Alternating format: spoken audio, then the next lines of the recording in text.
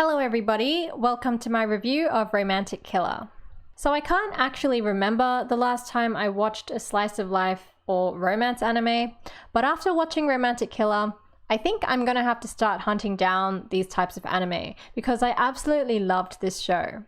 It was like, you know those times when you decide to watch something and you have no expectations going in, but then it turns out to be really enjoyable and refreshing? Because that was my experience of Romantic Killer.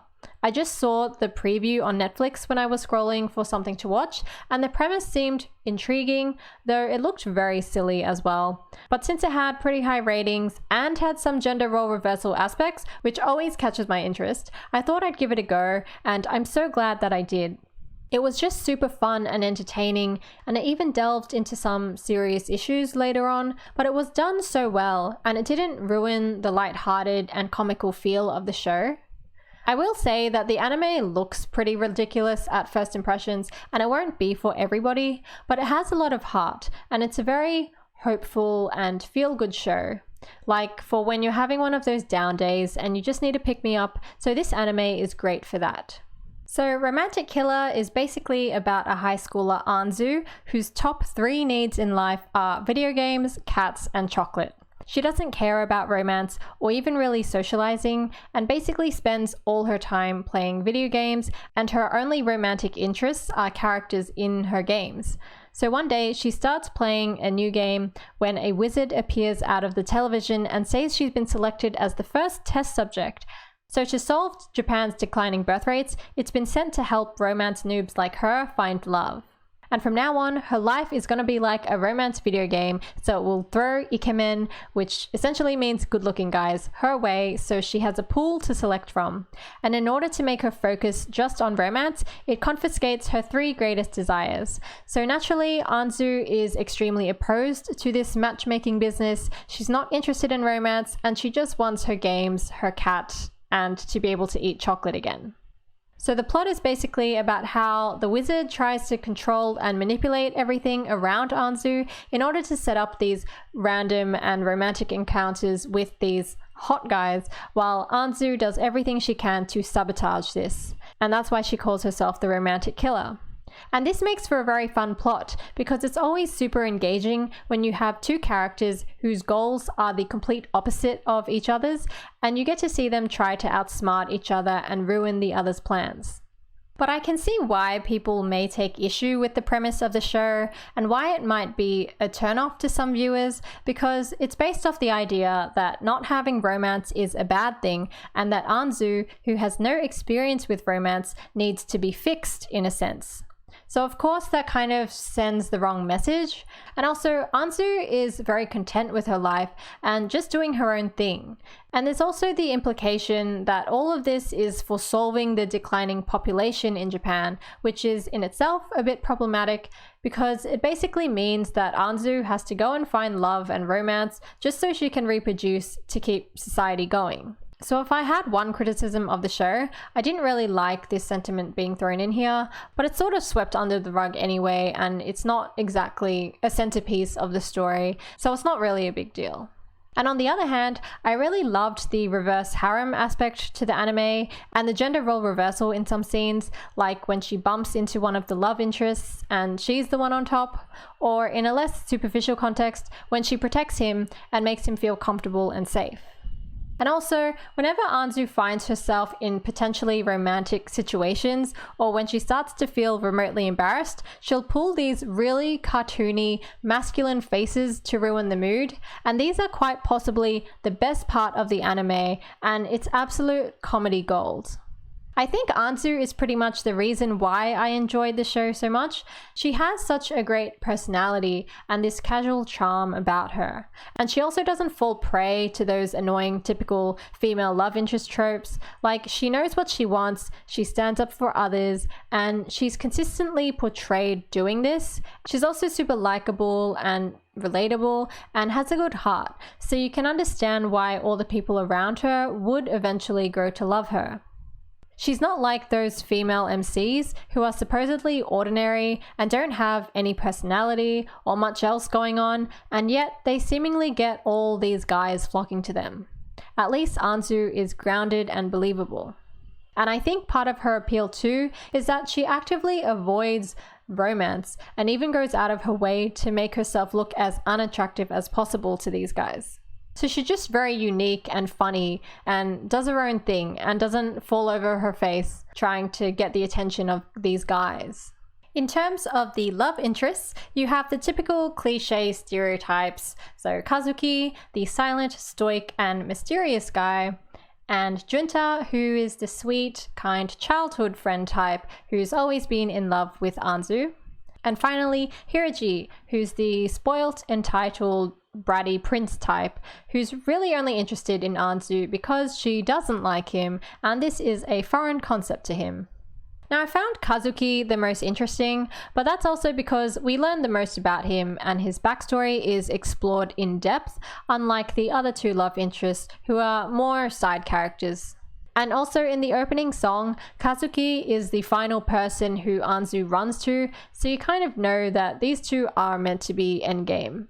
And I won't spoil anything here, but I also liked what they did for Kazuki's backstory to make you understand why he hates all the attention he gets for being good looking, because usually it's assumed that attractive people generally are just handed more opportunities in life and just have an easier time of everything. So I liked how the anime shows that this isn't necessarily the case, and it highlights the burdens of being too good looking, which is pretty funny. As a standalone character, I didn't find Junta all that interesting, but I think he works really well if you think about the dynamic between him, Anzu, and Kazuki.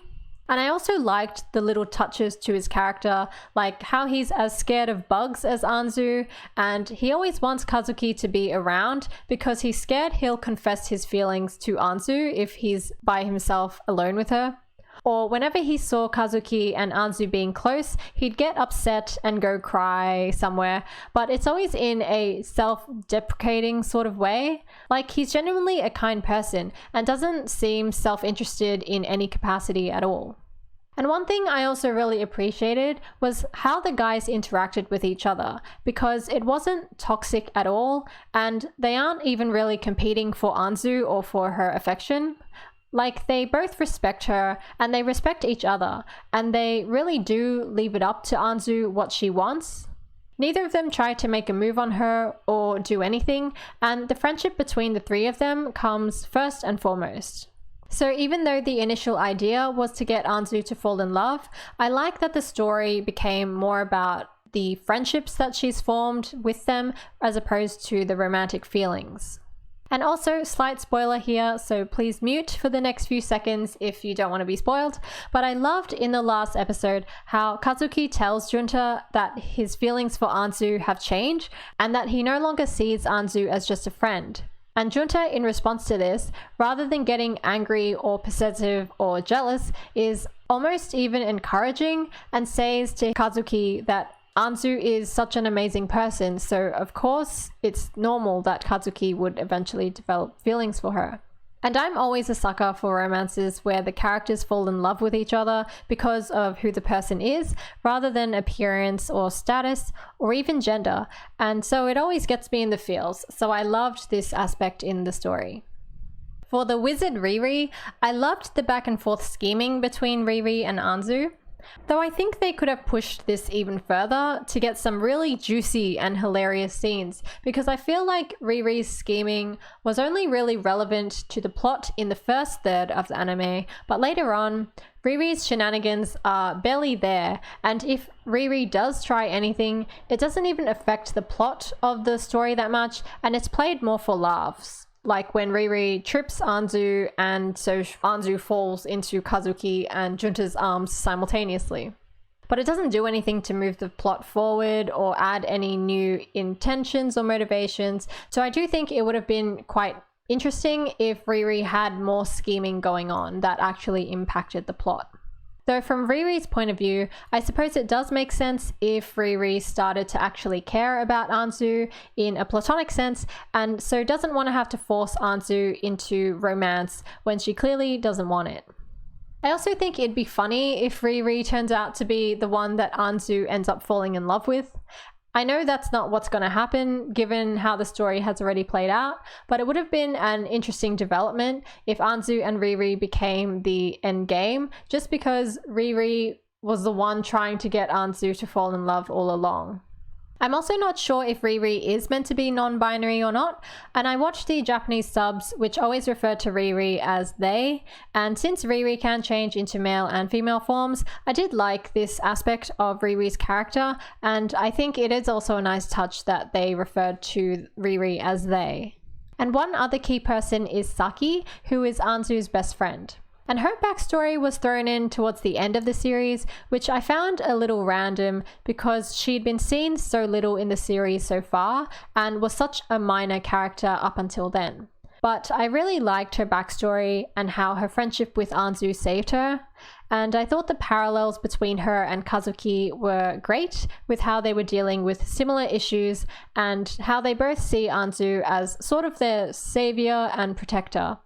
But I do feel like I would have liked to see more of Saki during the earlier part of the anime as well. Apart from Anzu's character, the comedic factor is what really sold the anime for me and is what made it so enjoyable. The exaggerated and over-the-top reactions are just so fun, and the way the characters' expressions are animated and the timing for the jokes is really on point as well. For example, the moment when the branch hits the door after Kazuki tries to leave Anzu's house was so hilarious. Like, just the shot and the timing and his face when it breaks the window, and then how he closes the door slowly. It was all so funny and easily one of my top 10 favorite moments in this anime. And I think what really adds the comedy factor to the anime is just because of the way it puts the characters into stereotypical situations in such dumb and unrealistic ways in order to force them together. But it makes sense in the context of the story because the whole point is for Anzu's life to be like a simulated romance video game. So you kind of know when these things are happening that Riri is in the background making this all happen. So in this way, the anime is able to play on these silly tropes and cliches and make fun of them at the same time. However, while I loved Romantic Killer and watching it really made my day, I do have a few nitpicks on how I think the anime could be improved, and please let me know if you agree or disagree with me in the comments. And these are just some changes I thought could have been made to the anime to make it even better. So my main criticism is that I found some episodes quite boring, and I feel the show kind of sagged in the middle and lost its steam a little. Like, there's a few episodes where nothing really significant happens plot-wise. They just felt like filler episodes, and often the scenes in them didn't really seem to serve any clear purpose. And I just found them a little boring and unnecessary. Like, instead, I would have liked to see more of Riri's scheming, which then inevitably culminates in clashes between characters and moves the plot forward and keeps the momentum of the story going. And I also think the ending was a little quick and could have been more drawn out to heighten the drama and stakes even more. Like, the entire conflict was resolved very quickly and without much fuss. And I know the anime is meant to be more slice of life and not be too dramatic because it's more about friendships and connections, but I still would have liked to see more conflict since it is the climax of the season. And given how it's ended, I'm really curious to see what happens if there's going to be a season 2, because I'm not really sure where they can go from here and how they would keep the story interesting, at least in the plot, because I feel like this premise would work best in the initial season, like where Anzu is desperate not to fall in love despite having all these guys thrown at her, and she keeps avoiding these situations. But since she already kind of has feelings for at least Kazuki, they can't really repeat this in season 2, otherwise it'll get a bit tiring and stale. Though with the new development in the last few minutes of the episode, I think maybe they could create some really interesting material, so I really do hope they end up making a season 2. But so overall, I thought this anime was fantastic. It's silly, it's quirky, it's ridiculous, but it's also super hilarious and heart-warming. So if you're looking for a gender-reversed harem and with a protagonist who doesn't want to fall in love and makes light fun of all the cliches and tropes, I definitely recommend you give this one a shot. So that's it for my review. As always, thank you so much for watching. And if you've already seen the anime, what do you think could happen in season 2, or what would you like to see happen in season 2? Share your thoughts down below, and please like the video if you did. And until next time, take care, and I will see you when I see you.